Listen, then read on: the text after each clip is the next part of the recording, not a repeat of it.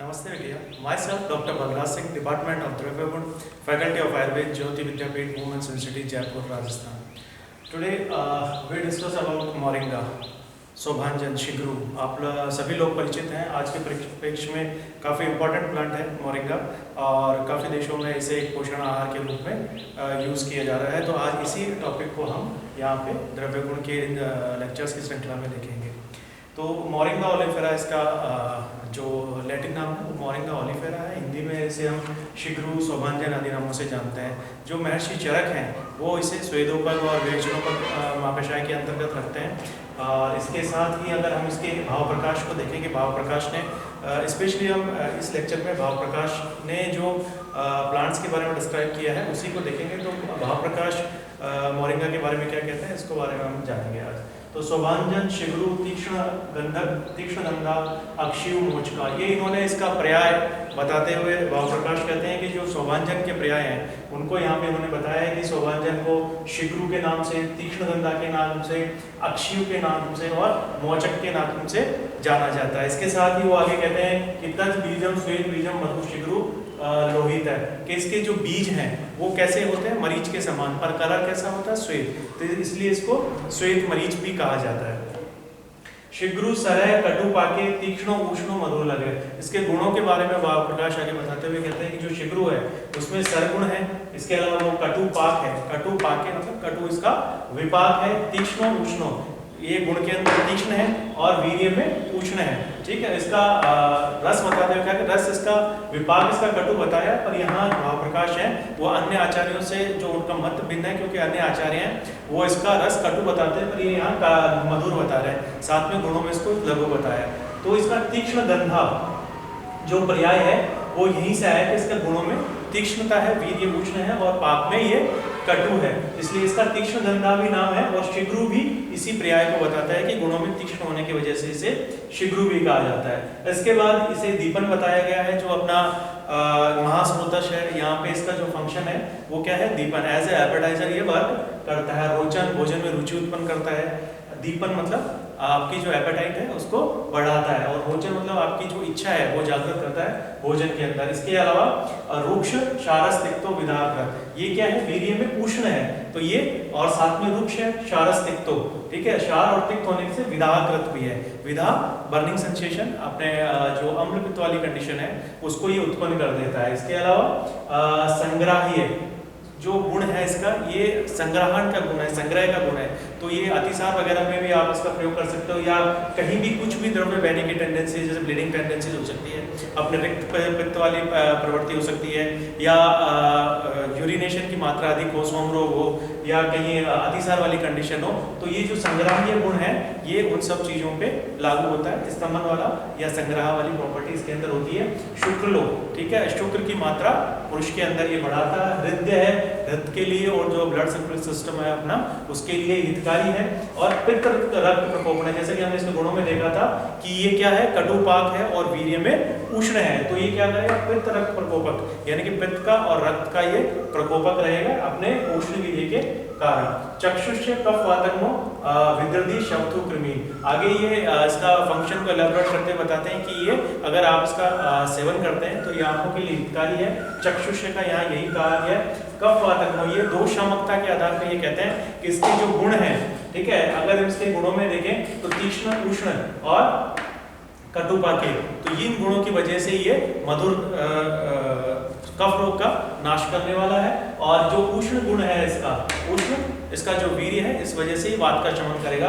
तो दोष शामकता में हम देखें तो ये कफ वात गुणों यानी कफ और वात जो रोग है उनका नाश करने वाला है। साथ ही विद्रदी शब्दु कृमि, यानी कि अगर इसका लेप, अगर इसके मूल का लेप या इसके बीजों का लेप अगर इन चीजों पे किया जाए, इस पे कहीं विद्रदी है किसी तरह की, कहीं शौथु मतलब शोथ है कहीं पे, या कृमि हो गए, स्किन डिजीज है कहीं, वहाँ फंगल इन्फेक्शन या इस तरह की कोई डिजीज है, अगर इसका हम लेप वहाँ पे करें तो ये इन सभी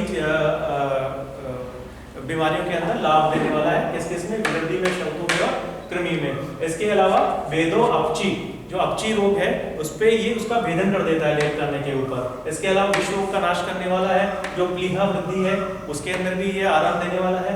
गुण रोग के अंदर कंडू मृणाल, जैसे कि हमने ऊपर देखा कि कंडू मृणाल ठीक है, किसी की ईचिंग है यानी मतलब वहाँ कृमि है, और व्रण रोग है उनके ऊपर भी अगर इसका लेप करें तो ये सबको हरने वाला है। किस किस को? बेदो अपची, विष, प्लीह, गुल्म, कंडू, व्रण, हरेत, ठीक है, इन सबको ये हरने वाला है। इसके बाद हम देखें श्वेत प्रोक्तो गुणों के विशेषा दीपनेस है। स्पेशली यहाँ जब इनका भेद बताया आचार्यों ने तो दो तरह का इन्होंने शिग्रू कहा है, एक तो श्वेत और दूसरा मधु शिग्रू। श्वेत और मधु शिग्रू का यहाँ भेद अलग अलग है। ये सभी ज्यादातर गुण श्वेत के हैं क्योंकि मोरिंगा ऑलिफेरा इसका डिस्क्रिप्शन यही है, और जो मधु शिग्रू है उसमें पुष्पों की भिन्नता है। जैसे श्वेत शिग्रू है इसके थोड़े नीलाभ श्वेत वर्ण के पुष्प आते हैं। आप जब मोरिंगा का पेड़ देखते हैं यहाँ अपने जो आसपास राजस्थान के जो बेल्ट में है ज्यादातर श्वेत शिग्रू ही मिलता है, उस पर श्वेत कर्ण के थोड़ा नीलापन लिए हुए श्वेत शिग्रू ही मिलेगा, और जो मधु शिग्रू है उसके थोड़ी लालिमा होती है फूलों के अंदर, वो यहाँ कम पाया जाता है। तो यहाँ जो हम ज्यादातर कैरेक्टर्स पढ़ रहे हैं, जो गुण पढ़ रहे हैं, हम श्वेत शिग्रू के ही पढ़ रहे हैं। तो ये कह रहे हैं कि श्वेत प्रोक्तो गुणों के विशेषा दीपनेस है कि ये जो सभी गुण हैं श्वेत के अंदर भी मिलते हैं, और स्पेशली दीपन और सर जो प्रॉपर्टी है वो श्वेत शिग्रू की है, बाकी सब गुण मधु शिग्रू के अंदर भी मिलते हैं। ठीक है, तो ये सारे कॉमन गुण हैं श्वेत और मधु शिग्रू के। स्पेशली जो प्रॉपर्टीज है उसमें क्या है? विशेषा दीपना सर है, यानी कि वो दीपन प्रॉपर्टी और जो सर गुण, ये किसके गुण है? स्पेशली श्वेत शिग्रू के। आगे हम देखें शिग्रू वल्कल पत्राणाम स्वरस परम अर्तिहत। ये शिग्रू की जो वल्कल और पत्र स्वरस है, यानी कि जो इसकी छाल है, वल्कल का मतलब छाल, शिग्रू की छाल और इसके पत्र का स्वरस। ठीक है, हम दो पार्ट इसका यूज कर रहे हैं। ठीक है, एक तो इसकी छाल की यूज कर रहे हैं, वैसे इसकी जो मूल छाल होती है स्पेशली वो यूज की जाती है, पर जो बड़े वृक्ष हैं उनकी मूल लेने से यानी पेड़ को क्षति पहुंचती है तो हम उसकी ऊपर की वल्कल भी ले सकते हैं। ठीक है, तो शिग्रू वल्कल और पत्राणाम स्वरस, इसके पत्रों का स्वरस है परम अर्तिहत। ठीक है, ये जो पीड़ाएं हैं, जो दर्द है शरीर में, उनको हरने वाला है। स्पेशली चक्षुष शिग्रू बीजम तीक्ष्णो उष्णम विषनाशनम, और जो इसके बीज हैं, ठीक है, इसके जो पार्ट यूज किए जाते हैं उसमें मूल इसका मूल है और साथ में इसके बीज हैं।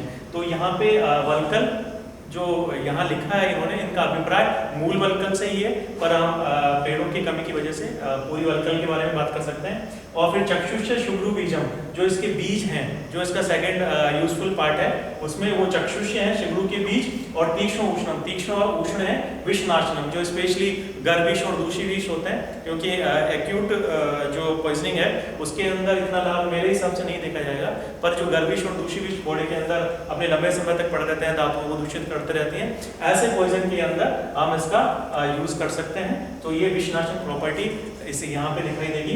अवृश्य कफ वातकम, ठीक है, ये अवृश्य है, अगर रेगुलर यूज करते हैं, ठीक है, तो कहीं ना कहीं जो पुरुषों पुंसत्व वाले गुण हैं उनमें कमी लाता है। अवृश्य कफ वातकम, और जैसे कि हमने दोषात्मकता में देखा था इसका कि इसकी दोषात्मकता कफ दोष शामक है और वात दोषनाशक है। तो जितने भी कफ वातज रोग होंगे उनको ये शमन करेगा। तस्यन शिग्रू अर्तिहत, ठीक है, यहाँ पे शिग्रू बीजों को देखा है कि परम अर्तिहत मतलब बहुत ही अच्छा अगर इसका रिजल्ट होना चाहिए, जिस प्रकार से भाव प्रकाश ने इसको परम अर्तिहत कहा है, इसी तरह शिरो अर्तिहत भी कहा है इसको, यानी कि जो माइग्रेन के पेन है, जो क्रोनिक शिराशूल के पेन है, वहाँ पे भी इसको यूज किया जा सकता है। तो आज जो हमने प्लांट देखा वो शोभांजन, काफी इंपॉर्टेंट प्लांट है आपके सब्जेक्ट का। If you have any query please mention in comment box, I will resolve it soon. Thank you बच्चों।